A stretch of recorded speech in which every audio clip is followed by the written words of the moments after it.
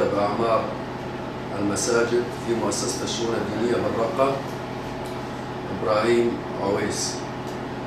بالنسبة لكنيسة الشهداء العمل قائم فيها على أكمل وجه، حيث أن العمل بدأ في الأساسات وفي التصوينة، والنجار يعمل حاليا في هذه الكنيسة،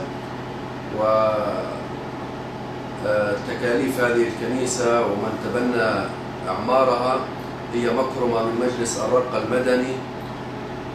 إلى مؤسسة الشؤون الدينية،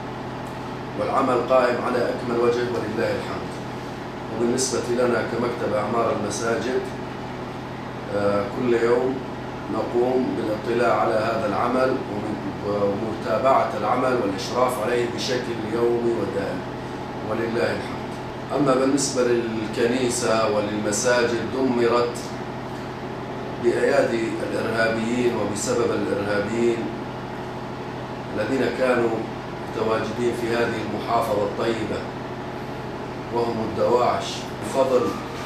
دماء الشهداء الأبطال الذين ضحوا بأنفسهم وأرواحهم،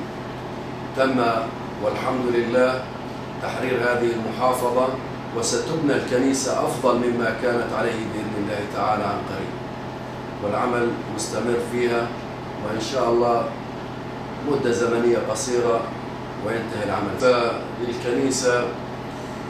بناء يدل على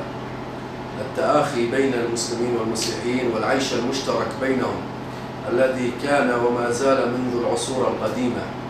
العيش السلمي بين المسلمين والمسيحيين تعايشنا منذ آلاف السنين إلى اليوم، وإن شاء الله سيعود كل شيء على ما كان عليه وأفضل إن شاء الله.